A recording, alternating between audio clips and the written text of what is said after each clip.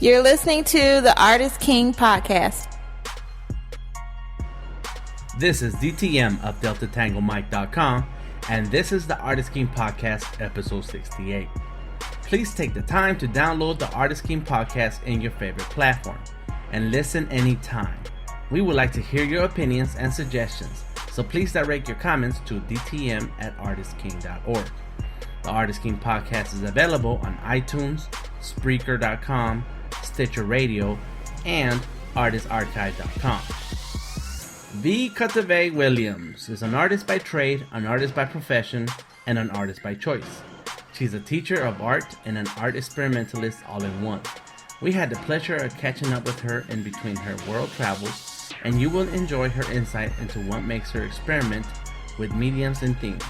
Find her work online at sagebelly.com, on Twitter under sagebelly, and on Instagram.com/Kottavei, Kottavei.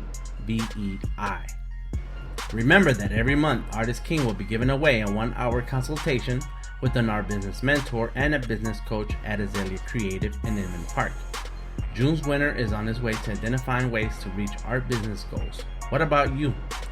To be eligible, artists must be an Artist King email subscriber.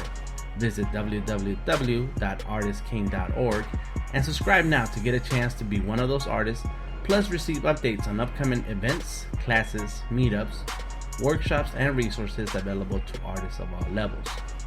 The Artist King Podcast is made possible by generous sponsors: the law offices of Deborah Gonzalez Esquire, VelocityScreenPrint.net, RevolveSkate.com, OHub at Giant, SouthSide Sickest, Mex Manny Beats, the Biz Garage, SuperNova South, OnyxCon.com, and also DenominatorGraphics.com in partnership with Lucom.com focuses on websites for artists at a reduced rate.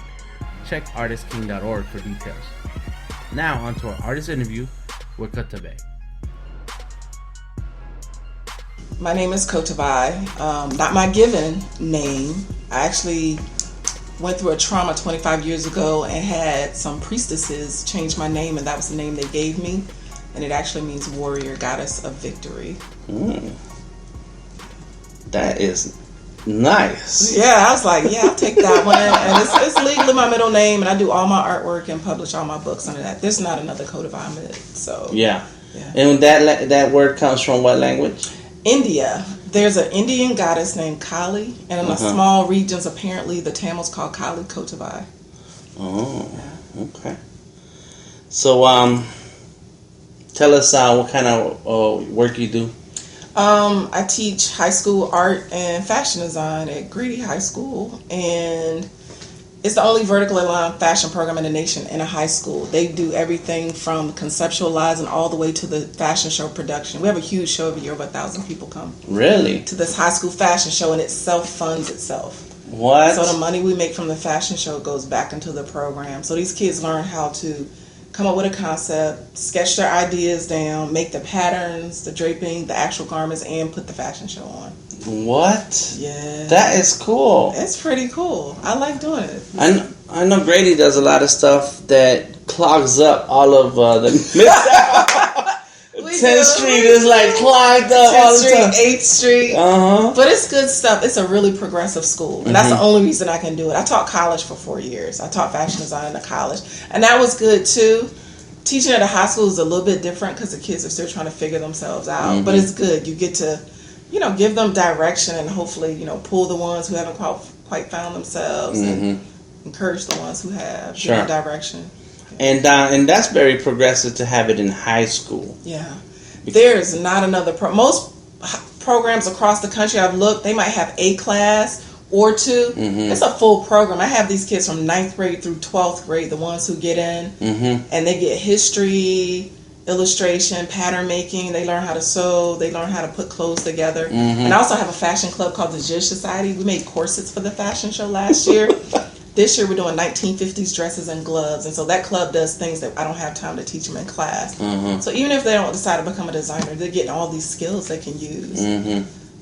Once they leave. That's some real world stuff. Like you can go for a job after that. Yeah, well, I tell them don't wait. Like, if you're going to do something, do it now. I have a student right now. She published her first book in 10th grade. I self-published 5 out of 6 of my books. So she wanted to publish a poetry book. I said, bring me the stuff. And I showed her how to do it. She has her first book published, and she's working on her second one. And she's like, you don't have to help me with my second one because you showed me how to do it, so now I can know how to do it. So that's good. She's out her mom and daddy's pockets. Mama called to thank me for that. Yes. Called to thank me for getting. So she gets a royalty check at the end of every month. Right. Yeah. Nice. High school. All right. So let's start by telling us where you're from, where you raised, and where were you born. I was born and raised in Durham, North Carolina. Okay. My parents are still there, and 2 of my siblings are there. I have a sister here. Both my parents are scientists. They're retired. My dad's a retired entomologist, and my mother's a retired chemist. And I was like, "Ooh, I'm an artist." And so they looked at me and they looked at my siblings, and they kind of let me have at it. They said, "Okay, we have these other 3. Go ahead." And it really gave me some freedoms. I remember going to my dad's lab, which was in the middle of RTP, Research Triangle Park. It was a mile in. And I would go and I would sketch and amongst the test tubes and beakers. And I have a strong memory. And so visually, I remember things from 2. So I remember tacking things up on this cork wall and eventually it getting higher and higher on the wall because I was getting older and I would always go with him. Spend a lot of time in there. Yeah. So they kind of let me, have at it. What kind of science did they do? My dad's entomologist. His research was on insects and trees, and so I have an unnatural visual love of bugs. Wow. They're interesting to me. And my mother was a chemist. My mother worked at Duke Hospital when they didn't have black people or women really working in the labs. Just really, really smart. And okay. Smart people. Smart people. And I'm good at math and science. I just chose differently. Like I incorporate it in my art now. I did a quote. Have you read that book, The Immortal Life of Henrietta Lack? Yes. So I did every year I quietly donate a work of art. So maybe 3 or 4 years ago, I donated a quilt to the National Cervical Cancer Coalition. Rebecca Skloot, who wrote that book, came to town to Emory, went to hear her speak, and she asked me to make a quilt in honor of Henrietta Lack. And so I did. It's in her office in Chicago now. Okay. So that was pretty cool. So that's science and art meeting each other. For sure, All right. So your siblings, they follow the science logic. Kind of. My older sister's a registered dietitian. She's over a whole WIC program up there. My younger sister lives here, and she's a pediatric physical therapist. And my brother's in the sports management and marketing. He coaches high school and college sports. So, and he's a teacher too. Okay. So my family is also educators. My dad teaches. He still teaches online courses. So. He's getting up there, So you remember being real young and feeling that you wanted to do creative stuff? I don't remember not making things. I was the kid who wouldn't let my parents throw out a cardboard box, a toilet paper tube, a pencil stub, and I just think people always say, "Oh, when did you your last remembering of being an artist?" And I'm going, I probably cut my mother's womb on the way out with my pencil. Like, I don't ever remember not making things. It's always been such a part of who I am. What are some of the early things that you started creating? Oh, I love dolls. And so I make I still make dolls. These itty bitty little dolls. But then I would take cardboard boxes. I would make entire dollhouse apartments with working elevators and miniature furniture and little artwork. I liked tedium. I love tedium. And so it kept me quiet from asking my parents, well, why? I was a why child. Why is the sky blue? Why is the ocean not green? Why? And so if it was keeping me quiet, they were like, okay, give it the cardboard boxes. And I would just make things. I look at one of my 7-year-olds now. He's the same way. Tape is like magic stuff. You give him anything and some tape, he will build you a house. Wow. And I look at him and I was like, God, was that what I was like? I think it was. I think it was. So, you liked putting things together, and you started going to school. Did you take on any art classes in school? Did you? Well, ironically enough, me and my spiritedness, woohoo! I actually applied. I don't know if you know about the North Carolina School of the Arts in Winston-Salem. No. It's amazing school. A lot of people come from all over the world there. It has high school, undergrad, and grad school on the same campus, and it's submersion. I applied and got in there my senior year and graduated from there. A lot of people came out. I met Tupac when I was there because Jada Pinkett Smith was there when I was there. Two of my friends who won Tonys on Broadway. A lot of interesting people. I met Agnes DeMille, the dancer, Mel Tomlinson. It's really like an incubator. Still an amazing school. It's a college, but I was able to go there for high school. Out of 300 girls in the high school and 300 boys, and that's all they accept, period. And that's between all the art, dance, everything. And there was only 3 of us in art. And what was by the time you applied, you had to have a body of work of some kind. Yeah, and I've always drawn since I've always taken art as my elective. So 8th grade, my art teacher, I was really good friends with her. She owned a frame shop, and so she would take my stuff and she would frame it and put it in all these shows. Also, my home economics teacher, ironically enough, by the time I got to 8th grade, I already sewed well. So I was helping her teach the class. I had been sewing since I was 4. I already knew how to cook, so I would help her. And she later became a professor at a university, and I would go in and speak to her classes and things. And so I met these amazing people along the way, and everybody kind of let me have at it. Ironically enough, in my own family, I don't remember anyone ever being an artist. My grandfather worked at a bank, and he would draw on the bank ledgers. He's the only person on both sides of my family I can ever remember actually drawing or, doing something I would identify as art. Okay. Yeah. And then school. So school, there was a lot of opportunities. And who came to you said you should apply to the Winston-Salem School of the Arts? I don't think anybody did. I think a brochure came, and I was like, I'm going to sneak and apply. And then I got a scholarship, but there was a little bit left. So I was like, Daddy, I got in this school. There's the balance of the bill. And I actually lived away from home, too.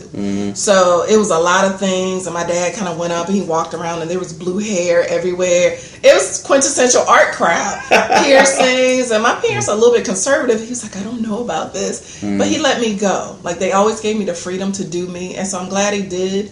You're immersed there. When you leave campus, you're like, oh, that's what's happening in the world. It is really... It's its own world, huh? It's its own little world. But it's amazing there. And how much time did you spend there? How many years? I only went there 1 year. I went there my senior year. And everybody's like, you going to leave your friends? Yeah, I'll see them when I come home.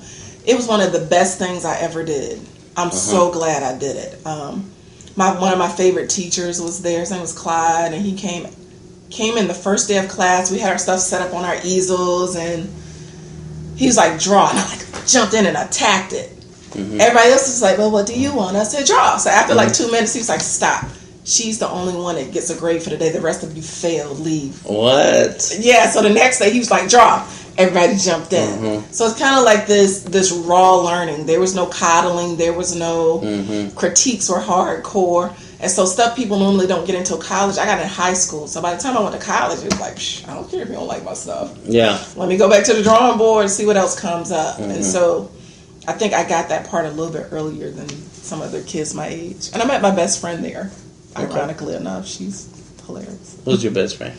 Her name is Sigrid. She's actually a graphics designer. She's still in Winston-Salem. She's head of publication for the whole university. Okay. But she stopped doing her art, her personal art, which is what I'm finding. Everybody that came along with me, not many people are still engaged, actively hungry for it and doing it. They've kind of like, well, life happened. I'm not going to do it anymore. It kind of sucks. It sucks. And so I always have to find new art friends because people fall off. Yeah, it's not an easy life. It is not an easy life. No. So at the senior year, you go to this school, and you're either before going or while you're in school. When did the idea come to you that you started thinking of yourself as an artist and that you wanted to live as an artist, or did it ever occur to you at that time yet? It was so much a part of me, I never thought of it as being something separate. I never even considered being anything else. Did you consider earning from it also? I was going to make money because the way I live, you're supposed to be able to live doing a thing you love. And I think in high school, I still had that naivete, like I'm going to go out in the world and I'm going to be me, and they're going to pay me for being me. Ironically enough, that has happened, but just differently. Like I have a weird path compared to most people. I only applied to one college. That same teacher I told you about, Clyde, he went to VCU. Okay, I'm going to VCU. I applied to one college because that's where I was going. And I got in and I went, and it's an amazing program there. Still is today. You went because of the art stuff? I went because Clyde went there, and I admired him so much. you should go to Cooper Union.